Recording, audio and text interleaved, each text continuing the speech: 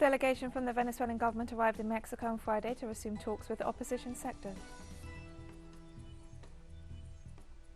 China continues to lead the efforts to ensure COVID-19 vaccines for all nations, providing 110 million doses to the COVAX mechanism for distribution to developing countries. In another turn of events linked to the war in Afghanistan, US President Joe Biden signed an order releasing FBI documents on Saudi Arabia's ties to the 9/11 attacks. From the headquarters of teleSUR English in Havana, Cuba, this is from the south. I'm Katrina Goss. A Venezuelan government delegation arrived in Mexico on Friday to resume talks with opposition sectors. Sticking to the format of the previous round, the talks will be held behind closed doors. The delegations are not to make public statements or grant interviews, although Mexican authorities noted that the parties could release a final communique as occurred in the last round. The head of the government delegation, Jorge Rodriguez, noted they have several proposals in hand, mainly focused on economic and social issues concerning the return of Venezuelan assets frozen or stolen abroad through US sanctions, which are needed to meet the needs of the entire population. Norway is acting as a mediator in the talks, while the Netherlands, Russia, Bolivia and Turkey participate as observers. Both the government and opposition delegations have thanked Mexico and Norway for supporting the process.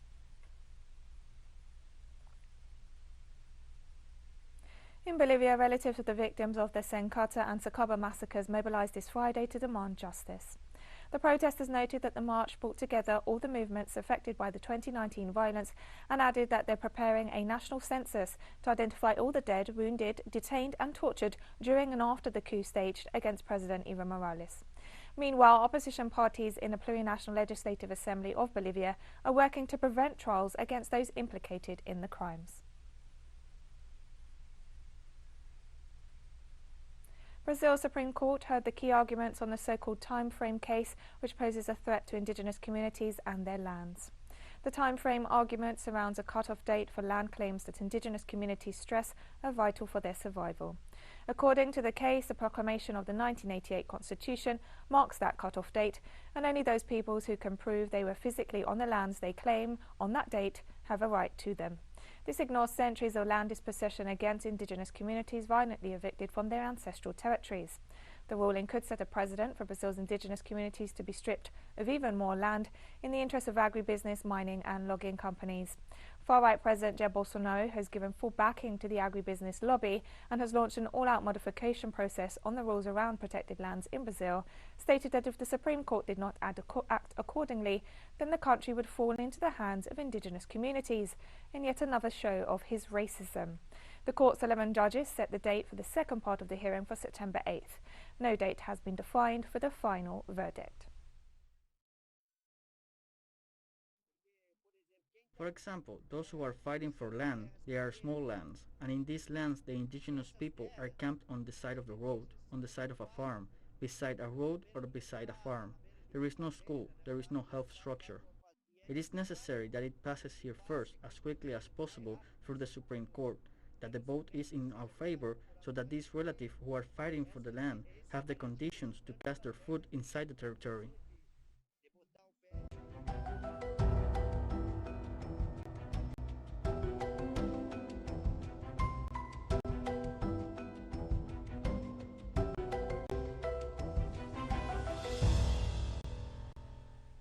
The death toll after extensive flooding in the northeast of the United States caused by the remnants of Hurricane Ida has risen to at least 49. The states of New Jersey, New York, Connecticut, Maryland and Pennsylvania saw tornadoes, record rain and flooding. President Joe Biden on Thursday issued emergency declarations in New York and New Jersey, allowing for federal aid. The toll was highest in New Jersey, where 25 people died in heavy rains late Wednesday and early Thursday, while 6 more are missing.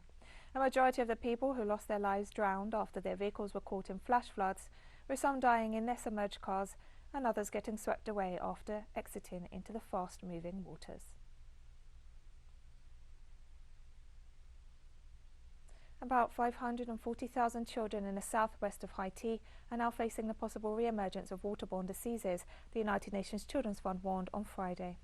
The severe conditions in the southwestern part of the country, where over 500,000 children lack access to shelter, drinking water and hygiene facilities, are rapidly increasing the threat of acute respiratory infections, diarrheal diseases and malaria, according to UNICEF's representative in Haiti.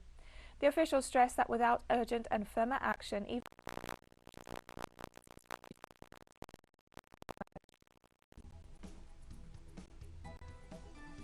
and we'll be right back after this very short break. Don't go away.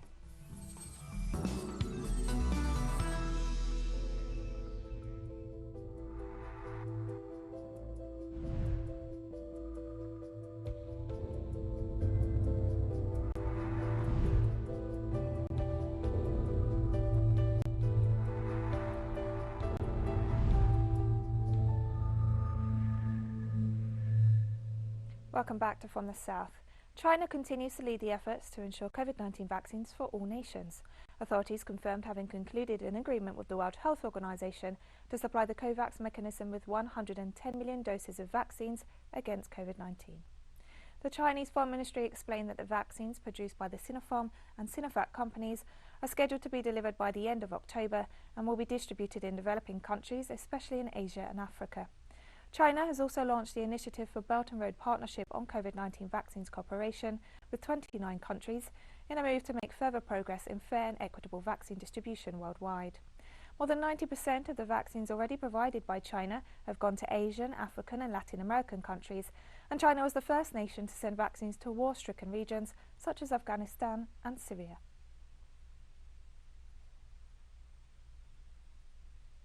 Russian President Vladimir Putin and his Chinese counterpart Xi Jinping criticised the politicization of the issue of the origins of the novel coronavirus and COVID-19 vaccines by Western powers. Participating in the Eastern Economic Forum of Vladivostok, Putin urged to work toward eliminating deaths due to the COVID-19 pandemic, noting that the developed economies produce the majority of vaccines to protect their own population, while very little is done to protect humanity as a whole. Both Putin and Xi agreed on the need to help Africa in the fight against the virus and criticised Western countries for talking about the need to humanise global relations but never coming through on their pledges. They also slammed Western powers for politicising the vaccine issue. The Chinese president stressed we should create a global health community for all. The virtual forum also saw the participation of the presidents of Kazakhstan and Mongolia. Also, during his intervention in the Eastern Economic Forum, the Russian president announced his intention of launching a permafrost monitoring system before the end of the year. Permafrost is the frozen ground in glacial regions that retains greenhouse gases, and its melting is identified as a cause of climate change. Putin also proposed organising an international expedition to the Arctic to study this and other issues.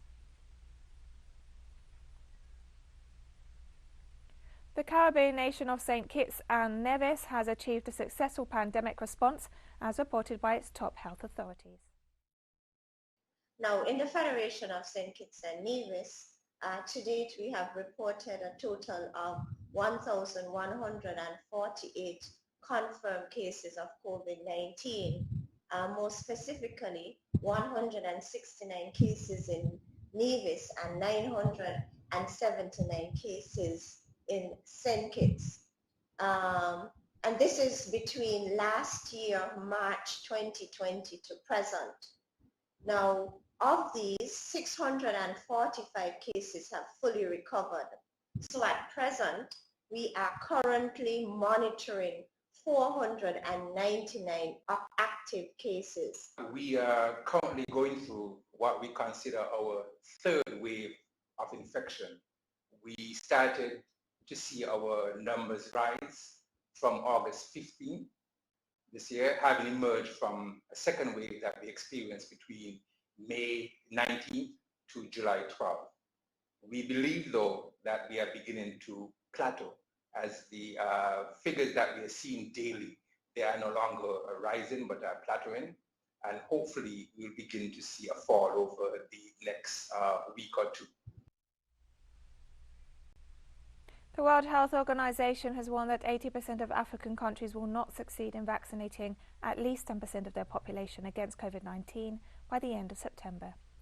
It's likely that 42 out of the 54 African nations will not reach the 10% vaccination plan for this month if the current rate of supply and application continues, the WHO's Regional Office for Africa noted. Only 9 countries in the continent, among them South Africa, Morocco and Tunisia, have delivered according to the goals set by the World Health Assembly in May 2021. Less than 5% of people in all of Africa have received their first shot of any vaccine. Nearly 3% of inhabitants in the entire continent are fully immunized, according to official statistics.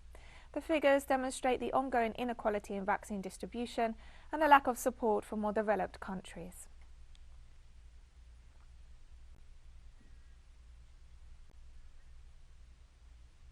South African President Cyril Ramaphosa on Friday urged all South Africans to get vaccinated against COVID-19 as one of the main tools in tackling the pandemic. He stressed that more needed to be done to educate people and fight vaccine hesitancy.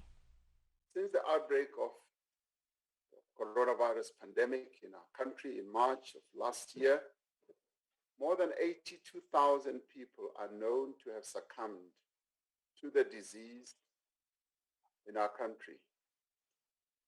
And nearly 2.8 million people are known to have been infected. This virus has caused massive damage to the economy. It has disrupted education and increased levels of poverty and unemployment. When combined with other preventative measures, such as mask wearing and social distancing, the COVID-19 vaccine is the most effective instrument that we have to prevent deaths, reduce infections, and restore the economic and social life of our country. Cuba has begun conversations with the World Health Organization on the pre-qualification process for its vaccines against COVID-19, as announced by the president of the Bio-Cuba Pharma Group, Eduardo Martinez. The scientists explained that this process allows the authorization for emergency use granted by the Cuba's regulatory authorities for 3 of the domestically made vaccines against COVID-19, Soberana 02 Abdala and Soberana Plus. The Bio-Cuba Pharma Group, which represents the biotechnology and pharmaceutical industry of the country, has maintained exchanges with the Pan American Health Organization and WHO representatives on the development against the novel coronavirus throughout the pandemic. The WHO has previously endorsed other Cuban-made vaccines and medicines. There is no disqualification. It is a whole process that takes some time. Those were the statements made by Dr. Carvajal Bozo yesterday, indicating that they are attentive to the evolution of the vaccines in Cuba and also waiting to share the information to start this process, which I repeat, takes a few weeks if not months. We will evaluate the clinical and technical files, where there will be an exchange with the WHO and the Pan American Health Organization experts. And we have more stories coming up after this final short break, so stay with us.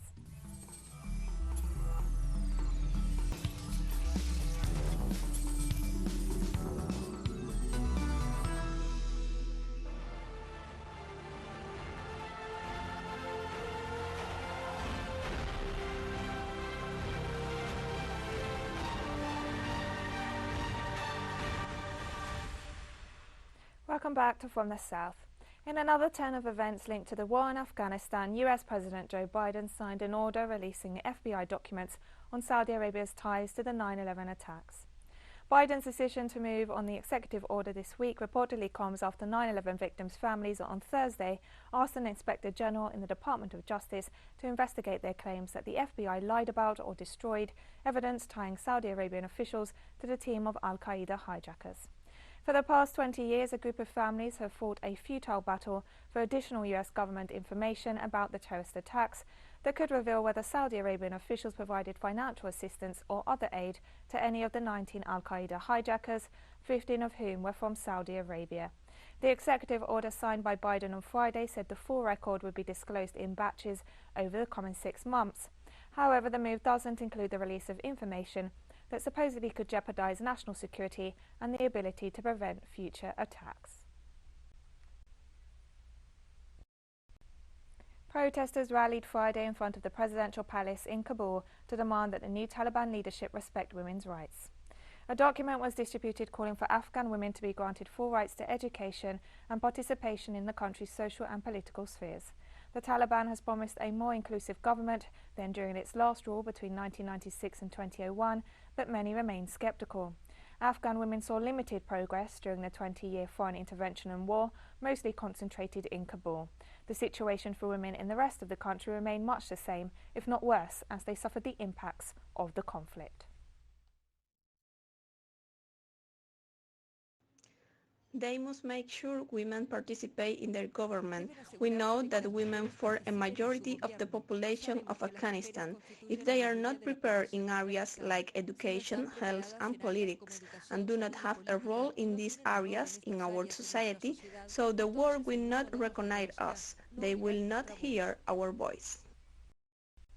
British Foreign Secretary Dominic Raab held talks with his Pakistani counterpart in Islamabad on Friday as both sides seek to shore their interests in Afghanistan. This was Raab's first visit to the country as Foreign Secretary and followed criticism that he had not engaged with the Pakistani foreign policy elite in the 6 months prior to the current crisis erupting. The UK government is keen to ensure neighbouring countries like Pakistan taking Afghan refugees, as it remains unwilling to take them in itself. These are evolving. They're nothing certain yet, but they're evolving. And we are both hoping that they evolve in the right direction, the direction of peace and stability. You want that, I want that, the region wants that, the world wants that. I'm also pleased to announce that today we're releasing the first tranche of that extra aid money that I mentioned. We are sending up to £30 million of life-saving support to Afghanistan's neighbours, and that will include Pakistan, so that there is the money to provide the basics, the shelter, the household necessities, the sanitation for those who come across the border. The Taliban has made a series of undertakings, and some of them are positive at the level of words, but we need to test them and see that they translate into deeds. Can't do that unless we have at least some channel of dialogue. Meanwhile, the European Union announced it would engage with the Taliban on an operational basis in Kabul in order to oversee evacuations. European Foreign Policy Chief Joseph Borrell said on Friday the Taliban must form an inclusive, representative government in Afghanistan, allow free access to humanitarian aid, and also allow foreign nationals and Afghans at risk to leave the Central Asian country. On a contradictory note, Borrell insisted that engagement did not constitute recognition of the Taliban as the new government. In order to support the Afghan population, we will have to engage with the new government in Afghanistan, which doesn't mean recognition. It's an operational engagement. And this operational engagement will increase depending on the behavior of this government. And in order to measure the behavior, we need benchmarks.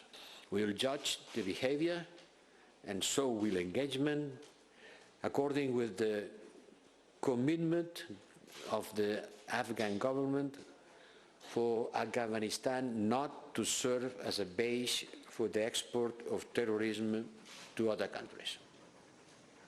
Second, the respect for human rights, in particular women's rights, the rule of law, and freedom of the media.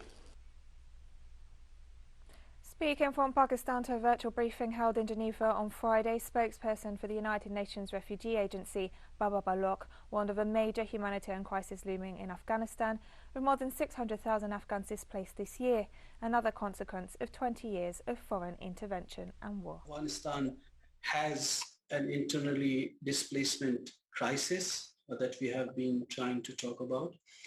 What we are emphasizing is that cannot be allowed to become a humanitarian catastrophe, and that's why we have been trying to appeal to the world that don't turn away or your attention or focus at this stage from Afghans and Afghanistan. Afghans are still able to come through Pakistan. We have some reports of Iran and other locations, but it is very regulated and a managed flow at the borders. So you need to have your documents to show. It could be your ID card, it could be a passport, it could be a visa.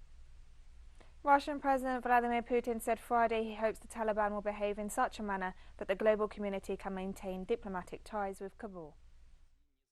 Russia is not interested in a disintegrated Afghanistan. If that happens, there will be nobody to talk to. If that is so, then we need to consider that the sooner the Taliban enter the family of civilized nations, the easier it will be to have contact, to communicate, to have some influence, to raise some questions. Americans are very pragmatic people. They have spent $1.5 trillion on this whole campaign, and what's the result? There isn't any. Meanwhile, China confirmed that its embassy in Kabul continues to operate normally and reiterated hopes that the Taliban will establish an open and inclusive government in Afghanistan. China's embassy in Afghanistan is an important channel for exchanges between the two countries, and it is in normal operation. We hope the Taliban will establish an open and inclusive political structure, pursue moderate and stable domestic and foreign policy, and make a clean break with all terrorist groups, as well as having friendly relations with the world, especially neighboring countries. And we've come to the end of this news brief. Remember, you can find these and many other stories on our website at telesurenglish.net. You can also follow us on social media for all the latest news. We're on Facebook, Twitter, Instagram and Telegram. For teleSUR English, I'm Katrina Goss, and thank you for watching.